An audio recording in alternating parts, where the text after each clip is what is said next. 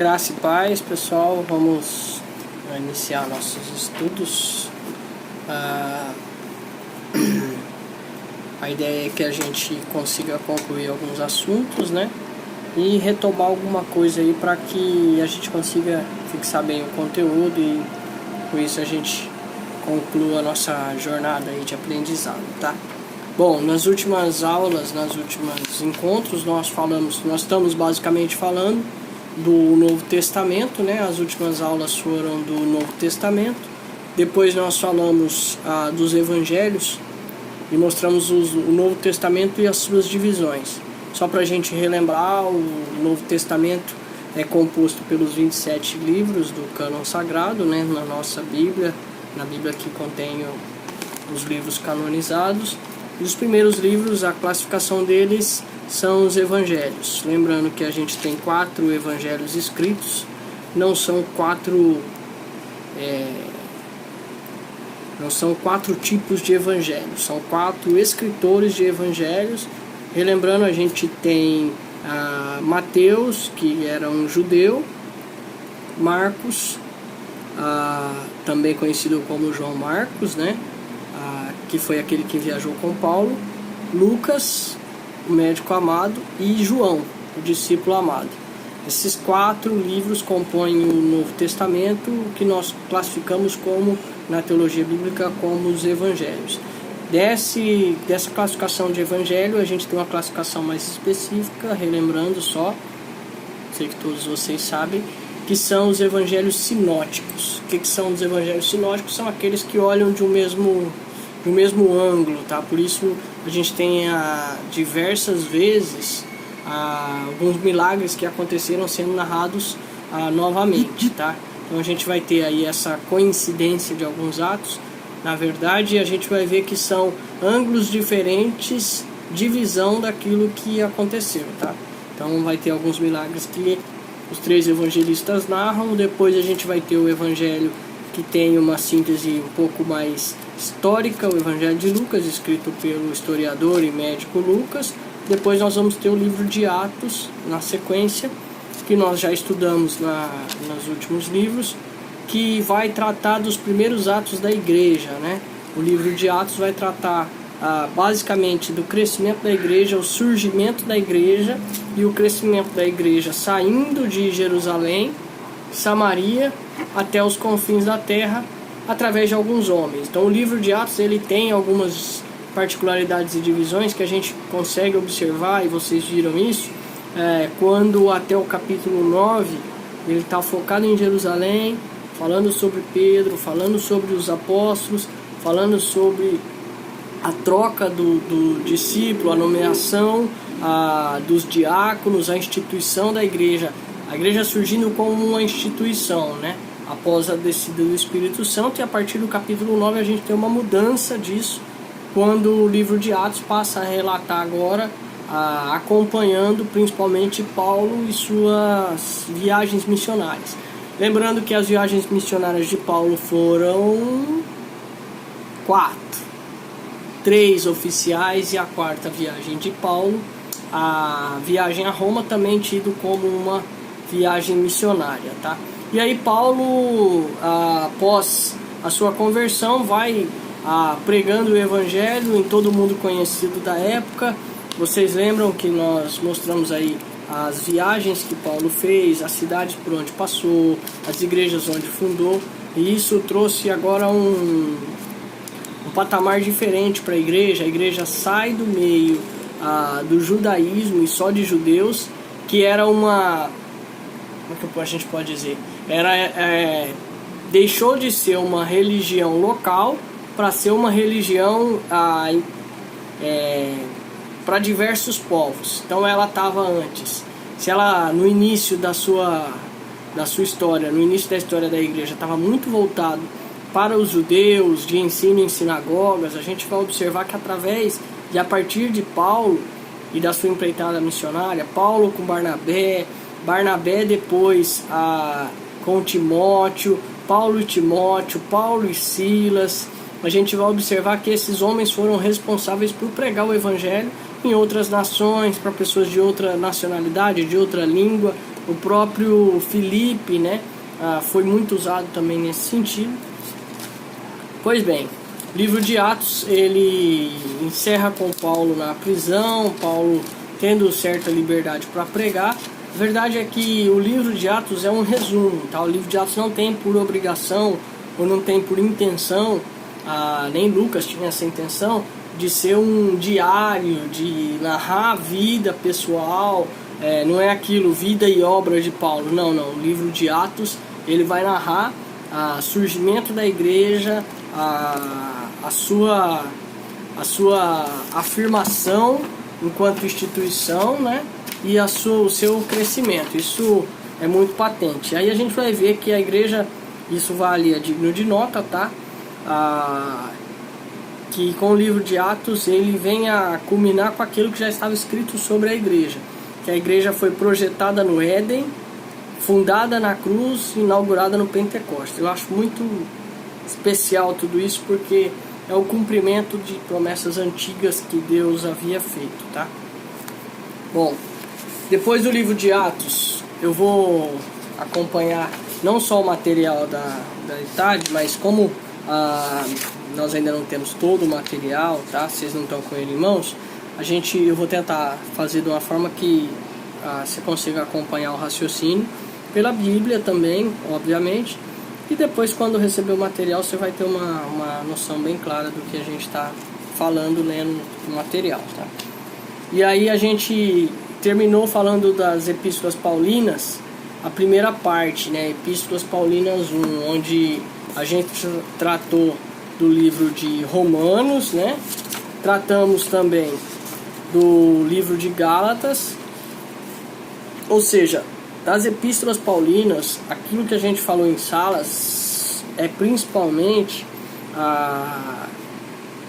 o que há de mais especial sobre os escritos de Paulo. Por quê? Porque a carta de Paulo aos Romanos, pergunta aí rápida para você pensar e depois a gente falar, tá? Para quem Paulo escreveu a carta aos Gálatas? Qual era a igreja, tá? Essa é a pergunta. Bom, quando Paulo escreve a carta, a sua epístola aos Romanos, a gente vai observar que Paulo não está preocupado em defender que Jesus Cristo é Deus. Paulo não está fazendo uma defesa da fé como necessária para mostrar que Deus existe. Não. Paulo, na sua epístola aos Romanos, ele faz uma declaração muito linda sobre a justificação da fé e a liberdade que nós temos em Cristo Jesus. Então, se a gente for pensar no livro de Romanos, ele é uma declaração universal da fé em Cristo, do fundamento da nossa fé, e não necessariamente de defender que Jesus é Deus, mas sim da humanidade, da dependência humana de Deus. Isso tudo o apóstolo Paulo faz com maestria quando ele escreve a sua epístola aos Romanos. Bom, só para a gente pontuar, epístola, a palavra epístola vem do grego epi, que é por cima, e o substantivo estola ou manta.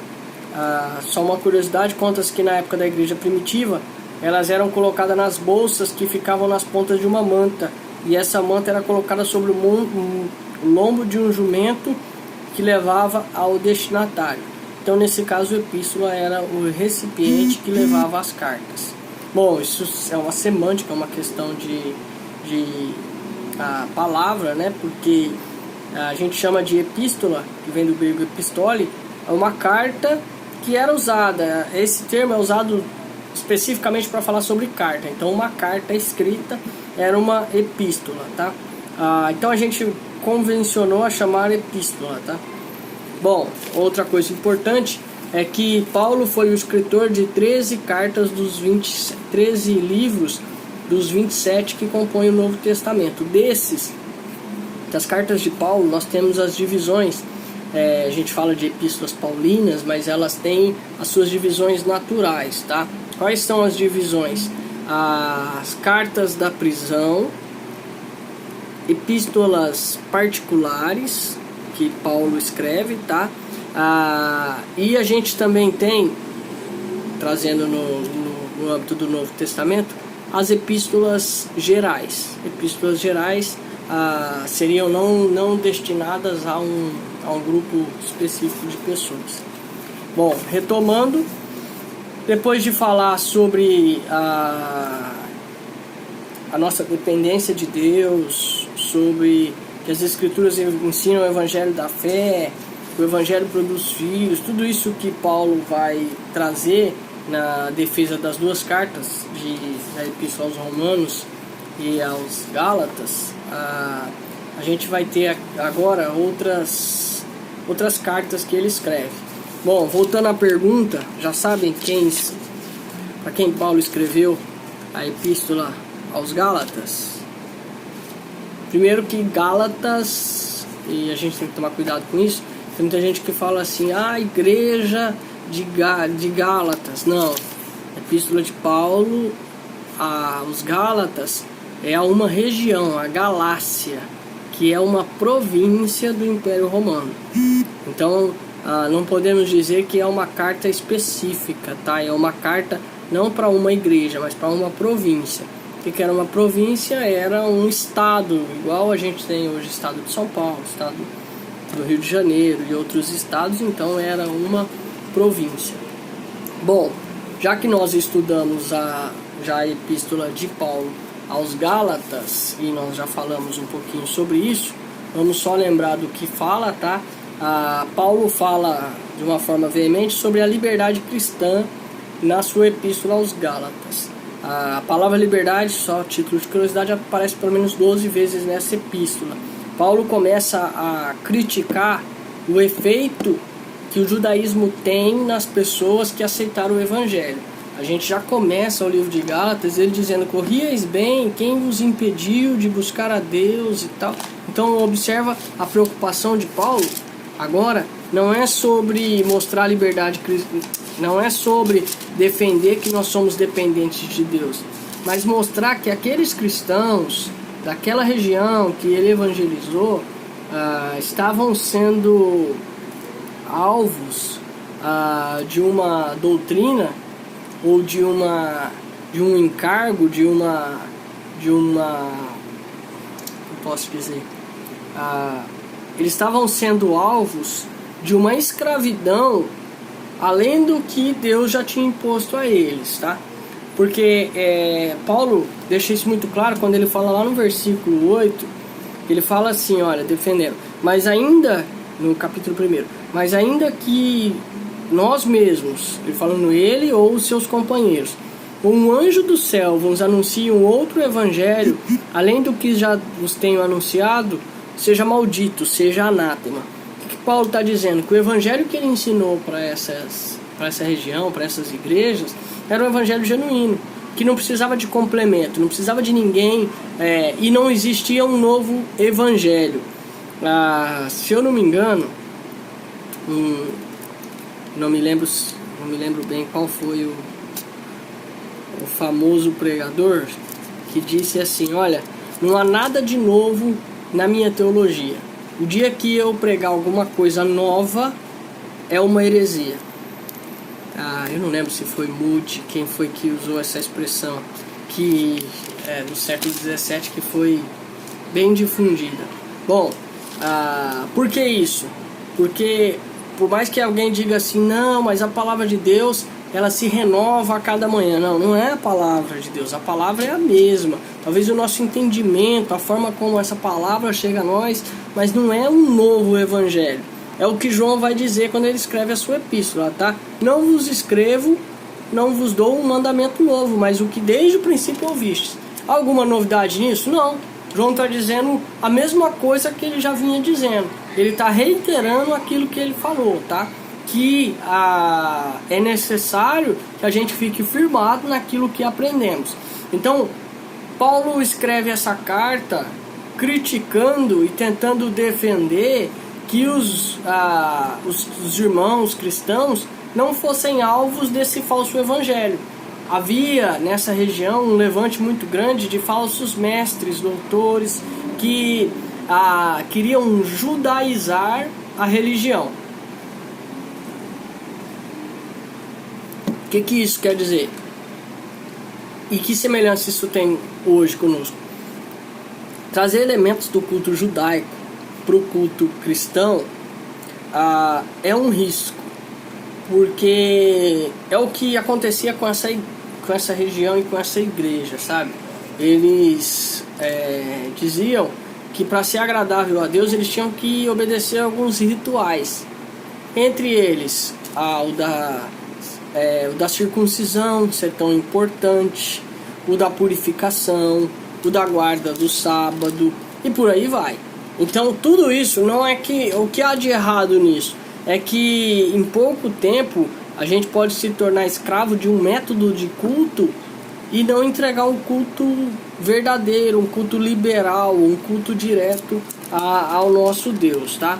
Bom, e o que eles diziam de Paulo, esses judaizantes? Diziam que Paulo estava deturpando a verdade porque ele estava pregando um evangelho de liberdade. Outra coisa que diziam que ele era um traidor da fé judaica, porque ele saiu do judaísmo e agora ensinava que o judaísmo comprometia a liberdade cristã. Bom, dizia também que ele enfraquecia a mensagem de Deus aos gentios, que soa um tanto quanto estranho. Como é que ele, sendo o maior propagador do evangelho aos gentios, comprometia ou enfraquecia, né? Enquanto os outros apóstolos diziam que o evangelho de Paulo era verdadeiro. A gente tem o próprio Pedro dizendo isso, né? Olha, há pontos na carta de Paulo que é difícil de entender e tal, mas é a palavra de Deus, então mostra que não era unânime essa posição, tá? Diziam que ele não considerava a lei mosaica, a lei de Moisés. Também não é verdade. Paulo, ele considerava a lei mosaica, porém ele sempre teve o interesse e a intenção de mostrar que Cristo era superior. Talvez essa seja a grande diferença do evangelho genuíno para os outros evangelhos. Toda vez que alguém coloca, olha, para ter a salvação precisa disso ou daquilo, além do que o próprio Jesus disse, é um ponto de atenção para a gente.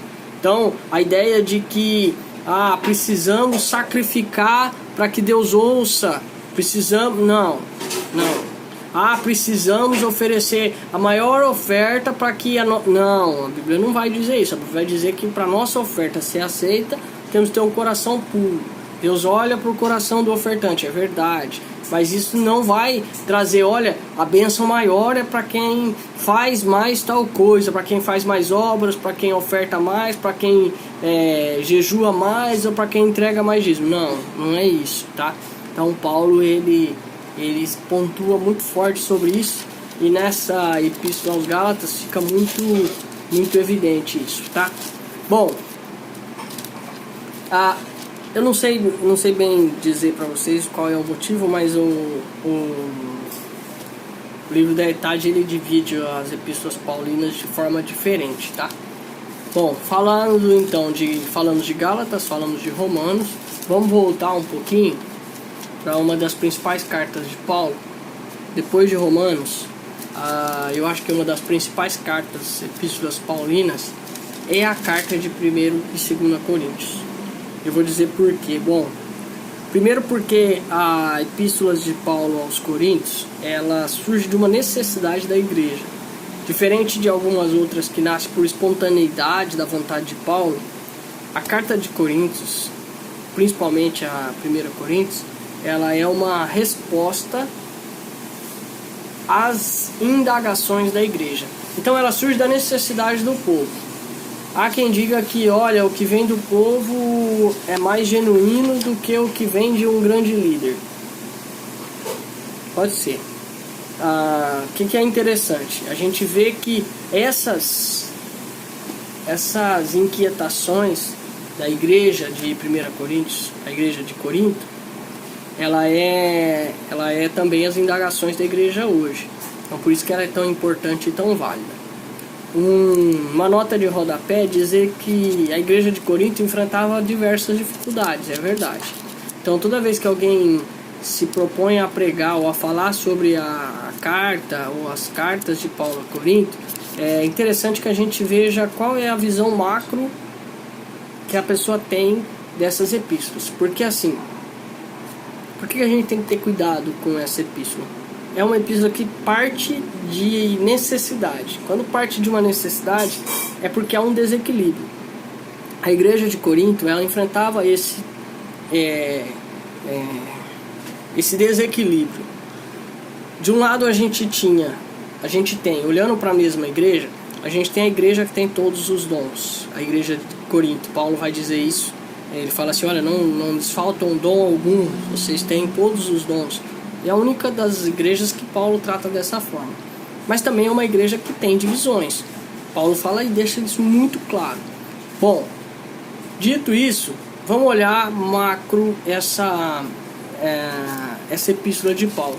Como vocês sabem, Corinto é uma cidade, tá? É uma das principais cidades da região da Acaia. Eu não sei se dá para mostrar aqui o mapinha. Olha o mapinha da minha Bíblia. Veja se vai dar para ver. Cadê? Região da Acaia.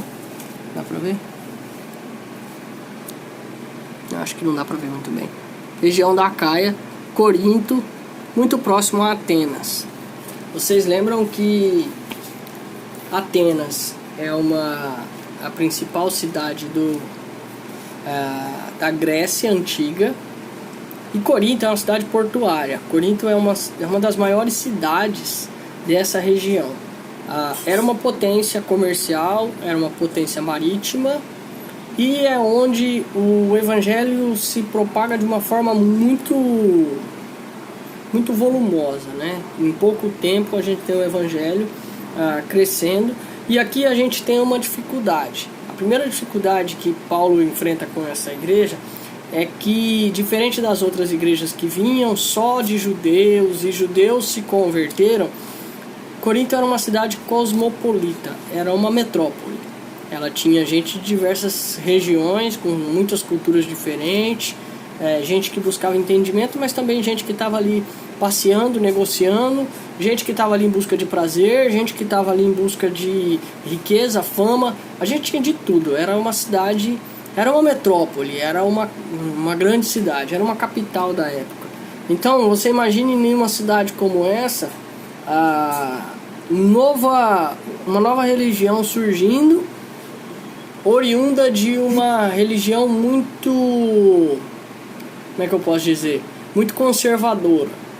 Então a gente tem, de um lado, o crescimento de uma religião nova, que vem de uma religião conservadora, impulsionada por um homem que tem conhecimento, que tem poder de Deus, mas que tem uma visão diferente de tudo isso que eles tinham até agora. Então isso impacta de forma muito grande nessa região, a ponto de trazer alguns transtornos, tá? O que a gente observa? A gente observa que quando Paulo começa a escrever essa carta, Paulo está respondendo algumas perguntas que essa igreja fez.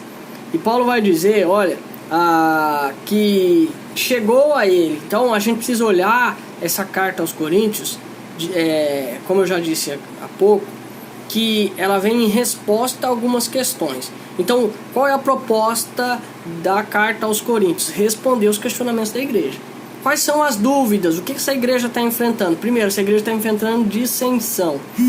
Qual é a dissensão? Paulo vai dizer que havia ali na igreja o partidarismo. O partidarismo é a divisões em partidos ou em linhas de pensamento. A família tal é mais influente. Temos aqui o grupo dos músicos. O grupo dos músicos acha que no culto só tem que ter música tocada, de preferência. Aí você tem o grupo dos cantores, fala assim, não. Culto de verdade é culto que tem só canção, a gente só canta a capela. Agora você imagine, nesse mesmo ambiente tem a linha de pensamento dos estudiosos, que dizem assim, não, culto verdadeiro não precisa nem de música, é só ensino da palavra. E aí você tem um outro grupo que diz assim, não, nós somos pentecostais, o negócio aqui é poder de Deus. E para isso, que esquece cantar, ler palavra, o negócio é orar, é reteté e ir pro monte. Vocês imaginam esses 4 grupos frequentando a mesma igreja. Aí um ora um puxa para um lado, ora um puxa para o outro. É mais ou menos isso que acontecia na igreja de Corinto, tá? Claro que estou só exemplificando aí, mas Paulo vai dizer lá no seu capítulo 1, dessa dissensão, ele vai dizer assim, olha, que uns diziam, eu sou de Paulo, outro dizia, eu sou de Cefas, e tinha um outro que dizia que eu sou de Apolo, e um quarto grupo, que era o pior, que dizia assim, eu sou de Cristo, então eu não tenho pastor.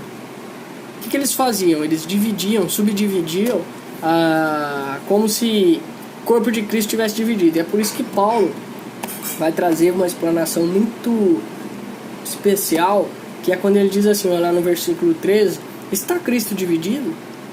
Ou foi Paulo crucificado por vós e vocês foram batizados em nome de Paulo? Quer dizer, não que ele está querendo valorizar os outros e menosprezar ele, mas ele está querendo mostrar que nem ele nem os outros são tão importantes quanto Cristo, tá?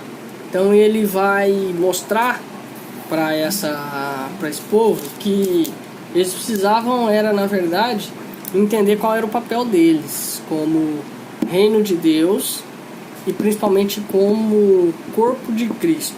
E aqui Paulo explana muito bem sobre de onde vem a sua origem da sua pregação, de onde que ele está pregando. Ele fala, ó, eu não prego com sabedoria humana, nós não falamos através do Espírito Santo, de coisas espirituais para pessoas espirituais. E aí ele classifica no capítulo 2, por exemplo, o homem natural e o homem espiritual. Então é bem interessante essa divisão que Paulo vai fazer sobre o homem natural e o homem espiritual. Depois ele começa a falar sobre o espírito mundano que causa essas dissensões na igreja. E ele vai dizer, olha, ele vai dizer que há diferenças entre os cristãos, não deve ser um empecilho, mas que um completa o outro. Então ele começa falando, olha, eu plantei, Apolo que rega, mas quem dá o crescimento é Deus. No capítulos 3 e 6.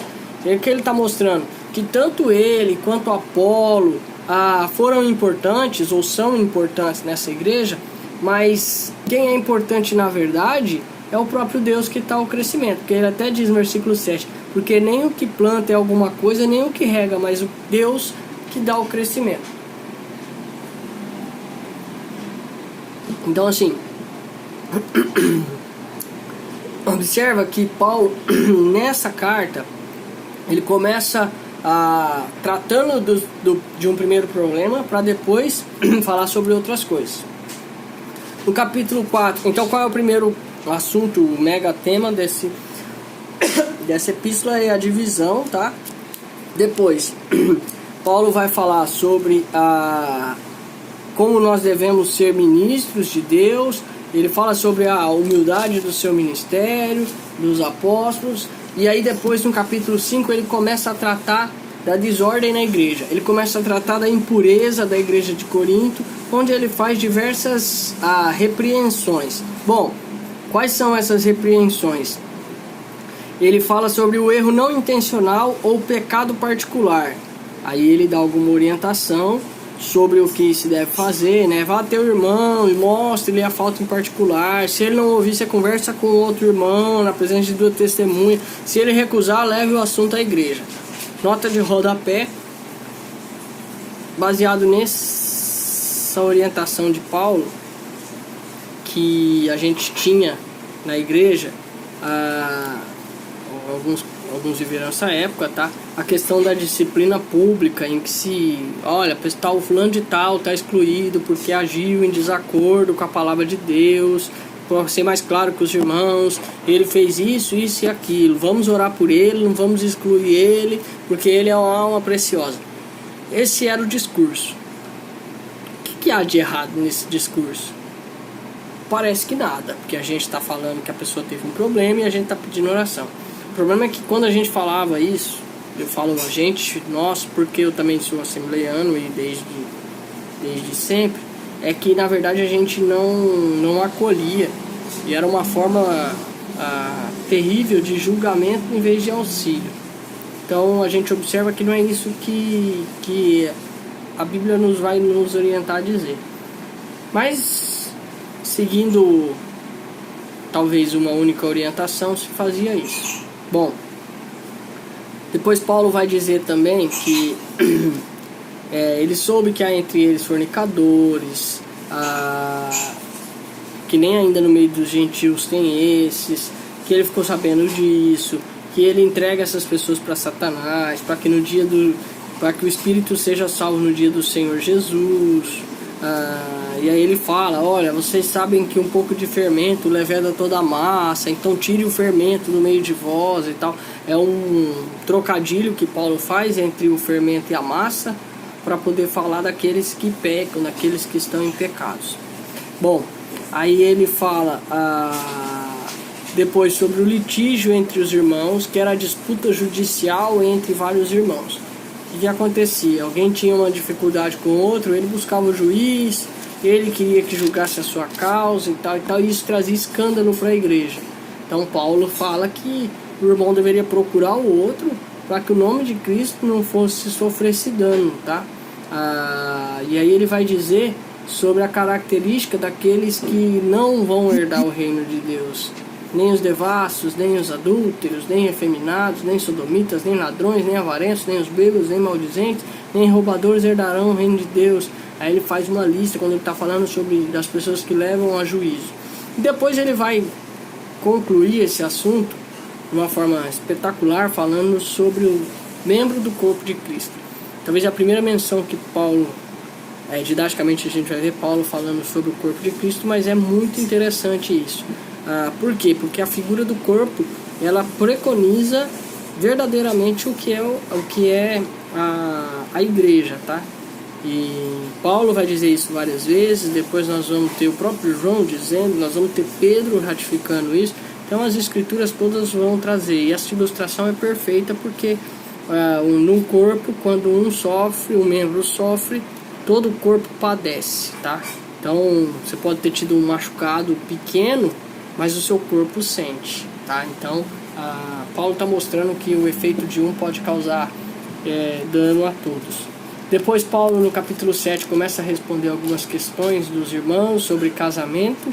A principal dúvida aqui era assim, olha, interessante isso também, era assim, olha, a mulher aceitou a Jesus e o marido dela não é cristão, ela deve largar o marido para poder ficar na igreja ou para poder casar com outra pessoa que seja de Deus. Bom, Paulo vai dizer que a mulher é quem santifica o marido. Ele vai falar sobre a importância do matrimônio, ele vai falar sobre ganhar o outro pelo trato. Então Paulo vai responder isso por quê? Para que não houvesse essa mudança de comportamento tão nociva que seria as mulheres abandonando o seu lar para poder ficar na igreja. Depois ele vai responder algumas coisas a respeito da liberdade cristã, principalmente da carne sacrificada aos ídolos. E aqui é um ponto interessante e importante, tá? Paulo vai dizer assim, olha, quando havia essa questão, Paulo fala assim, olha, a grande questão era a seguinte: vendia-se carne no açougue, ou onde vendia carne, no comércio de carne. E aí, os judeus diziam assim, olha, você tem que investigar para saber de onde vem essa carne, para ver se essa carne é sacrificada ou não, porque se ela for sacrificada, você não pode comer ela, porque ela vai fazer mal, e aí vai. E aí foram perguntar isso para Paulo. Aí Paulo vai dizer, olha, você tem que ter, se você sabe de onde é, não coma. Se você não sabe, não pergunte. E baseado nisso, por muito tempo, alguns cristãos, quando chegavam em algum estabelecimento e tinha lá uma imagem de um santo, ou tinha um Buda, tinha alguma coisa, e dizia assim, não posso comprar porque foi sacrificado a ídolos. Só que o mesmo Paulo responde lá no versículo 3, 4, que ele vai dizer assim, assim que quanto ao comer das coisas sacrificadas aos ídolos, sabemos que o ídolo nada é no mundo, e que não há outro Deus senão um só. Tá, mas e aí? Comer ou não comer? Olha, sacrificado ou não sacrificado? O que Paulo está falando? O ídolo nada é. Então, seja sacrificado ou não, o ídolo nada é. Mas eu não me sinto à vontade. Amém. a sua consciência não te permite isso, então pronto. Paulo dá uma outra questão, que é a do irmão fraco. Então, se o irmão é mais fraco que eu, mesmo a minha consciência não pesando, eu não consumo alguma coisa na frente dessa pessoa, ou para não causar escândalo para o irmão que é mais fraco. Ótimo, amém. Mas o que a gente não pode é ser escravo dos outros, nem pela liberdade, nem pela prudência, tá? Porque senão não posso fazer nada, porque olha, o irmão mais fraco, ele vai achar que eu... Entende? Então tem que ter cuidado. Bom, a liberdade e o direito dos apóstolos, capítulo 9, Paulo vai dizer: eu não sou apóstolo também, eu não tenho direito de falar. E aí ele começa a falar sobre quem ele era, sobre que ele foi chamado, que ele foi condenado por comer ou pelo beber. Aí ele fala sobre Cefas, Pedro, que ele resistiu na carne. Depois ele fala sobre Barnabé e o direito de trabalhar. Paulo depois vai falar sobre algumas coisas que eu acho importante também. Mas o que eu gostaria de relatar aqui no capítulo 10, quando ele começa a falar sobre não tentar a Cristo, que Cristo é a pedra espiritual. Ele vai falar também sobre a idolatria, os cultos a demônios. Perceba que a sequência de respostas são de coisas práticas. Então Paulo responde, depois ele se posiciona, depois Paulo responde, depois Paulo se posiciona. Então é uma carta muito didática, a carta de 1 Coríntios, por falar sobre questões tão práticas. Depois ele vai falar, por exemplo, instruções acerca da adoração pública, que é um ponto de dificuldade para algumas pessoas, quando ele fala sobre as mulheres, como as mulheres se apresentam na igreja. Paulo vai falar sobre o uso do véu, sobre o cabelo. Vale a pena a gente olhar esse ponto, lendo isso aqui, porque entendendo o contexto local. Por que Paulo vai falar sobre o véu e em outro lugar não fala? Porque nessa região, como eu já falei, Corinto era uma cidade cosmopolita e por isso tinha muita prostituição. Uma das formas de se diferenciar uma prostituta de uma outra mulher era pelo seu próprio cabelo.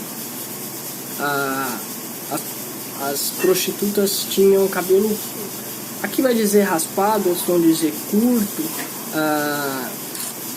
Não dá pra gente definir exatamente pelo termo da palavra como que era, mas equivaleria hoje vamos pensar, até a roupa é difícil a gente dizer isso, mas sim, a gente talvez passando por algum lugar, você vai observar pela vestimenta que uma mulher se porta ou se veste como prostituta, e aí dali ela faz o seu ganha-pão, e isso a identifica. Bom, Paulo está dizendo que as mulheres deveriam deixar o cabelo crescer como forma de honra. E aí era a questão, e aquelas que aceitaram a Cristo e tinham cabelo curto? Então ela era desonrada porque podia se confundir ela. Aí Paulo dá uma orientação: olha, usa o véu. Mas para quem tem o cabelo foi dado no lugar do véu. Não precisa do véu, senão deixa o cabelo crescer. É uma questão, não vou dizer cultural, mas é uma questão geográfica, local. E aí tem aquela questão, né? Para se ter uma doutrina precisa ter mais do que um versículo bíblico. E a gente não vai ter outra referência senão a de 1 Coríntios 11 a respeito do véu. Então é um cuidado que a gente tem que ter, é um ponto de atenção, mas ele não é tão fundamental porque não está em outras questões da Bíblia. Lembrando que Paulo está respondendo ao que a igreja perguntou, não partiu de Paulo isso. Quando parte de Paulo a gente vê Romanos, por exemplo, olha a diferença. E aí Paulo, depois de tratar desse problema, olha o segundo problema, olha o outro problema que Paulo vai tratar, a questão da ceia. Como eu já disse a vocês em algumas aulas, a questão da ceia é tão importante que Paulo vai dizer sobre como a ceia deve ser celebrada, não como uma forma normativa, 1 Coríntios 11, que a gente lê na ceia 23, é normativo? A ceia tem que ser esse um modelo? É uma questão de se pensar. Não é normativo, é explicativo. Paulo está dizendo lá no versículo 23, porque eu recebi do Senhor o que também vos ensinei. E ele começa a relatar como foi a ceia de Cristo na noite em que ele foi traído. E eu pergunto, é normativo? Porque se Paulo está reprimindo os irmãos, que quando se ajuntavam para comer, um comia mais que o outro, um se embebedava e o outro não bebia nada, seria normativo isso? Não pode ser normativo, porque é uma orientação que partiu, porque ele fala, olha, nisso não vos louvo. Então chegou a ele o conhecimento de como estava a situação da igreja quando se reunia para participar da ceia. Então não é uma questão normativa, tá? Depois, no capítulo 12, ele vai falar dos dons espirituais. E eu já falei também sobre isso com vocês, que Paulo trata, lembrando, é uma igreja que tem pessoas novas convertidas, de diversas regiões, com culturas diferentes, mas que aceitaram a Cristo. E agora, eles todos estão reunidos no mesmo espaço, com dissensões, cada um com uma bagagem emocional, cultural, enfim. E agora eles recebem os dons espirituais. Olha a dificuldade que a gente tem, né? E Paulo trata até disso. Quando Paulo vai falar dos dons, Paulo vai falar assim, olha, quem profetiza tem proeminência porque ele está falando e outro está ouvindo dos dons. Mas aquele que fala em línguas, ele edifica a si mesmo e tal. Então, não é bom que fale se não tiver alguém que interpreta, tá. Mas aí, essa questão, Paulo encerra essa questão no capítulo 13, quando ele vai dizer assim, olha, no versículo 12, no capítulo 12, versículo 31, ele fala assim, ó, procurai com zelo os melhores dons, e eu vos mostrarei um caminho ainda mais excelente. Paulo está falando para não procurar os dons espirituais? Não. Paulo está dizendo, os dons existem, são importantes, devem ser utilizados para que a igreja cresça. Procurem os melhores dons, usem os dons, mas eu vou mostrar uma coisa mais excelente. Aí no capítulo 13 ele começa a falar do algo mais excelente. Qual que é o algo mais excelente? É o falar em línguas? Ainda que eu falasse a língua dos homens e dos... Não, é o amor. E Paulo está mostrando ainda que a ação dos dons, ela não supera o amor. Então, é uma declaração linda, 1 Coríntios 13, sobre o amor. E aí ele vai dizer, ele retoma esse assunto no capítulo 14, falando que o dom de profecias é superior ao dom de línguas. E aí depois ele fala de novo da ordem no culto, que se não tem intérprete que esteja calado, quem fala, fala consigo mesmo. E aí ele vai dizer que Deus não é Deus de confusão, mas o Deus de paz. E aí ele fala para as mulheres estarem caladas na igreja. Bom, se fosse hoje seria um problema. Imagina, como é que você vai mandar as mulheres calarem? Vai ser, eu ia falar feminicídio, mas não é feminicídio. Vai ser um tipo de discriminação contra as mulheres, né? Então tem que ter cuidado, imagina isso.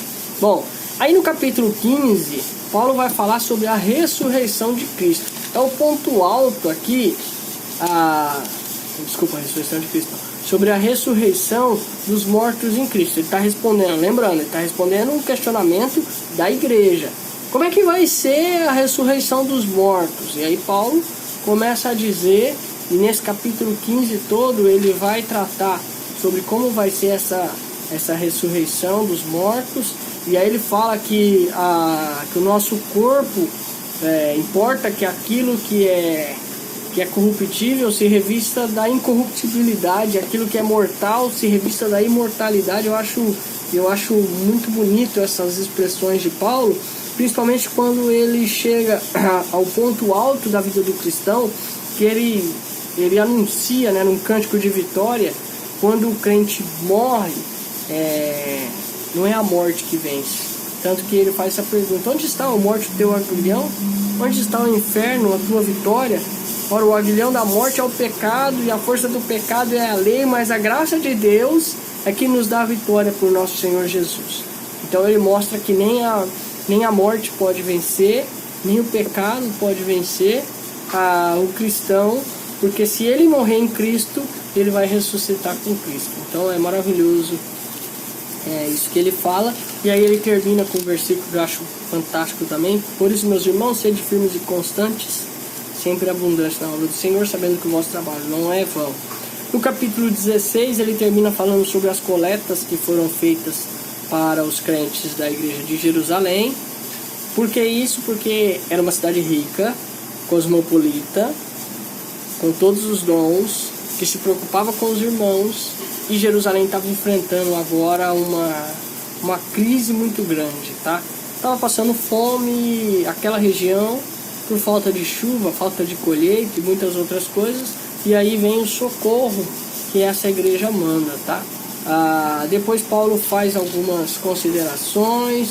Paulo vai falar sobre, dar uma orientação às pessoas em particular. As igrejas da Ásia vos saúdam, vai mandar o cumprimento dos irmãos, dos irmãos que têm culto em sua casa. E depois ele fala: olha, saudação da minha própria mão, de Paulo.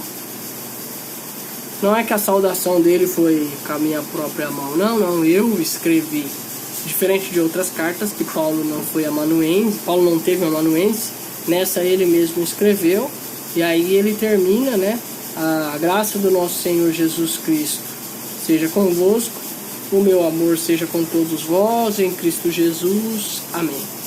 Então assim a gente termina aí 1 Coríntios, um estudo rápido e toda uma revisão do Novo Testamento e das primeiras epístolas paulinas, ok?